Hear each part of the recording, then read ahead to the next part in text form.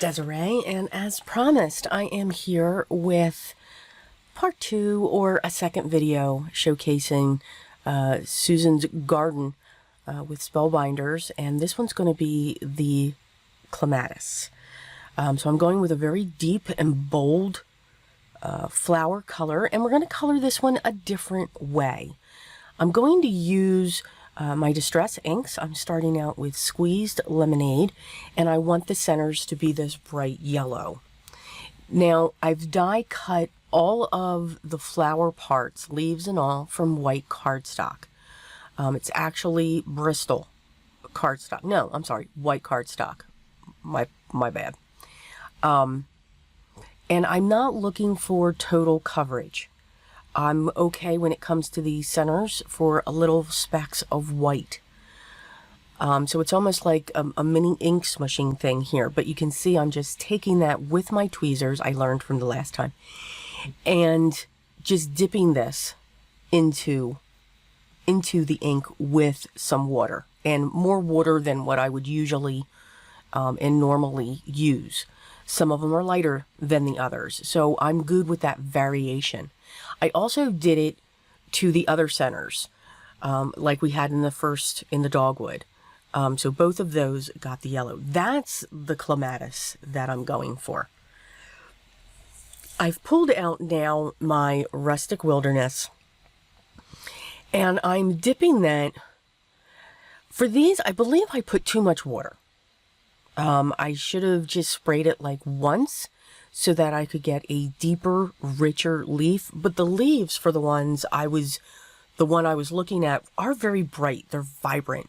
They're not a lime green, but I guess the best way is it's like a sap green. It's a very bright and vibrant green with hints of dark. So at first I wasn't crazy about this, but then I'm like, okay, we're going to go with this. And because again, we keep going. We don't stop.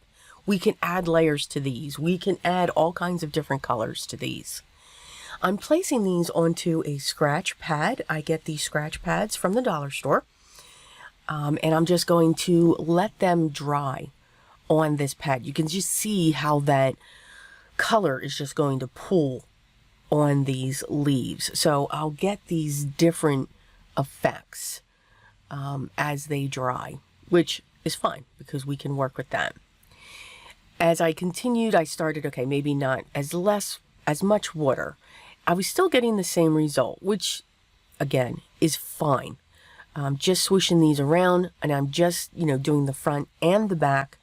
Whatever doesn't go on the back, I'm going to correct. I'm going to fix that because I will come in again with more distress inks. The other coloring medium that I'm going to pull in are pan pastels. These are chalks, and I'll talk a little bit about them and some alternatives to them. Here is my absolute favorite purple, and when I saw this photo of that Clematis, I knew it was Villainish Potion. This purple is just gorgeous. It's vibrant. It's just wonderful. So ton of ink went down. Water is just coming in, and I am just swirling these around in there. You can see on the second pass they're a little bit lighter, which is okay. And you can see I'm not going to let that ink. I know you all were looking at that screen going, oh, she's going to let that ink go away. No, she does about 6 of these background little pieces here for her stash. But yes, for video's sake, I did have to wipe some of that up, so that we can continue on. So those are what our petals look like for the flower. Those are what the centers of the flower are going to look like. And then so far, these are the leaves. So I really didn't focus too much on the backs of the flowers. So what I'm doing is I'm taking that Villainish Potion and a sponge dauber and just covering the back. You're really not going to see the back side, but just in case, I wanted to get some color there, and I'm going around the edges. So for those few that were a little bit lighter because there was too much water, I will deepen them by going around the edges of each of these petals. You know, it's amazing. I was using my tweezers for all of these to get the color in, and my fingers were still purple. Look at them. But it was awesome. For the leaves, again, wanted them bright, but still wanted some depth to them. So I'm taking some of the Rustic Wilderness and just blending from the bottom.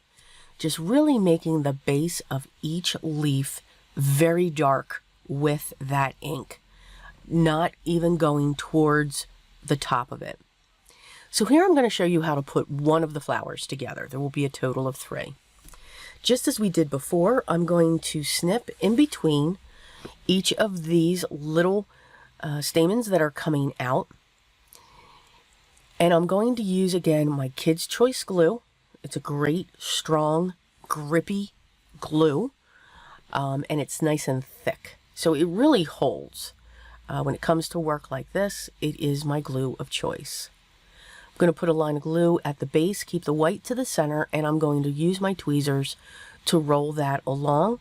I'm going to fluff it while it's on the tweezers, which you really shouldn't do because it does dry a little bit.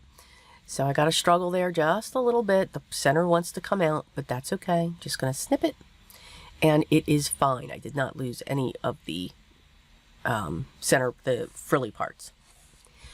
For these, you need 3 of these for each of your floral, and I'm going to do the same thing. Cut down the center of these as well.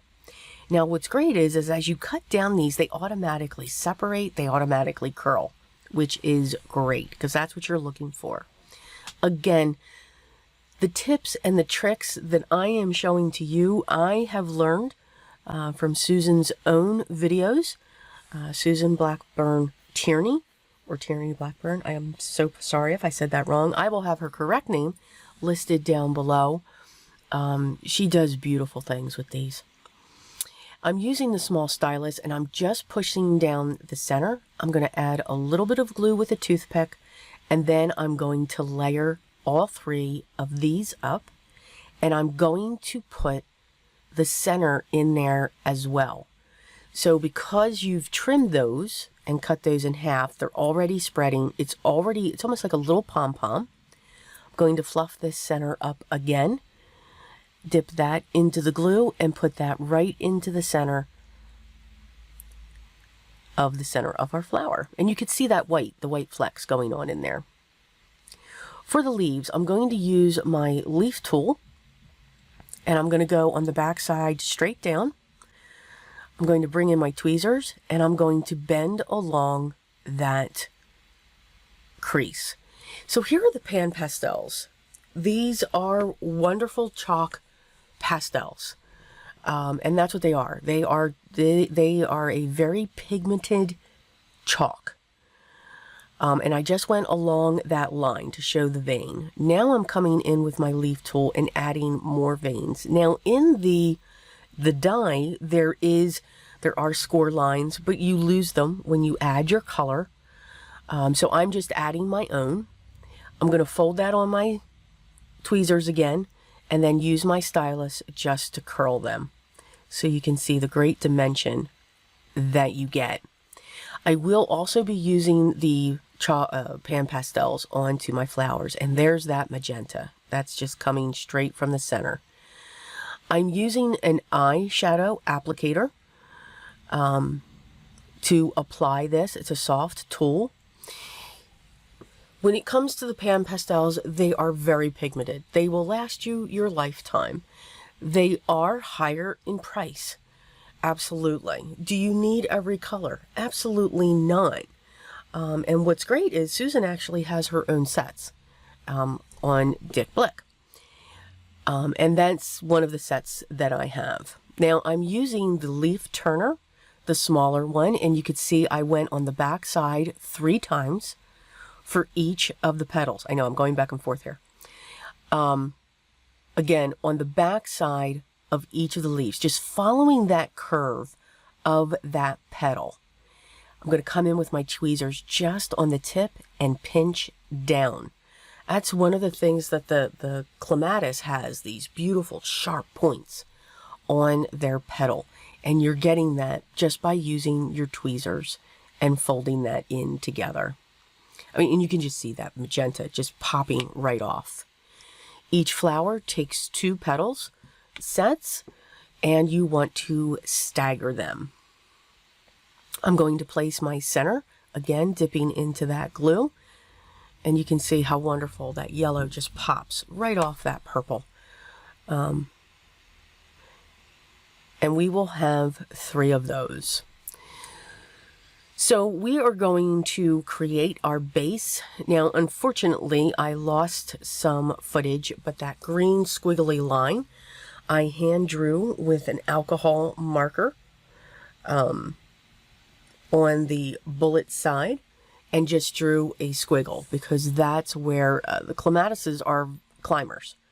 So it's like a vine that just climbs and is absolutely beautiful. And at least we had another strange noise again. So sorry about that. So I do apologize that you didn't see. And again, it's just a curly Q. Here I'm using my 2-inch double-sided film tape by Uline. It's an extremely strong tape, but I want to make sure that this panel is not going to go anywhere. This is a 7x7 card that I'm making here. So I want to make sure that this is going to stay very well secured. You can see that I used a mirror iridescent cardstock. It is a purple iridescent cardstock, even though you can see all of those wonderful colors just coming through. Here I'm just fooling around with the placement of my 3 flowers that I wanted to make and put on the card. I'm going to dip down into my Kids' Choice glue. I am going to let the flowers hang over the ivory base.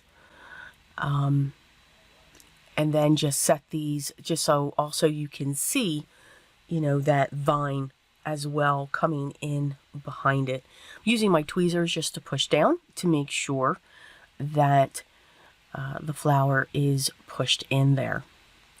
Now we're going to place all of these beautiful, vibrant leaves. You know, it's amazing when you see this, as I'm doing this voiceover, these colors are just coming off of this page. They look very different in real life, but the video just really makes them vibrant, and they are vibrant in real life, but this just, it really accents it because I'm working on a black surface.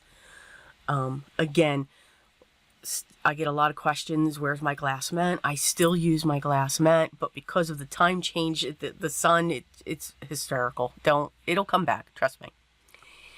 We're not going to bring in the snowstorm, but we are going to splatter just with some white, just to help accent the center of those flowers. We're going to go over the flowers just a little bit. Again, put a little bit down on my palette, added some water, and mixed it up with my brush. I'm going to grab my splatter box here in my spray box and just add those splatters right onto those flowers. You don't have to do that if you want to keep the vibrancy of those flowers, but it did not hide all of the beautiful pigment that we used with the pan pastels. Now, again, pan pastels, you could also use chalk pastels. You could use the chalk pastel pencils and draw along it. Pan pastels are just more pigmented, so it may not be as vibrant than when you use your chalk sticks. But you could take the chalk sticks directly onto your piece to get that. So we'll be seeing something coming soon. So I hope you enjoyed part 2 of the Clematis from Susan's Garden collection with Spellbinders. As always, the products I used will be listed down below if you would like to check them out, and I encourage you to see all of the wonderful flowers that she does have available. There are many in this collection that she has released. If you have any questions, make sure you leave those down below as well, and I'll make sure I get back to you. Make sure you hit that subscribe button. I'd love for you to be here so that you can see more videos, and hit that bell. Hopefully you'll get notified when the next one's released. Just saying. Enjoy. You create art. We all create art, and keep working through it. You will be very surprised at what comes out on the other side. So smile and relax. But most of all, always be creative and I'll talk to you in the next video. Take care.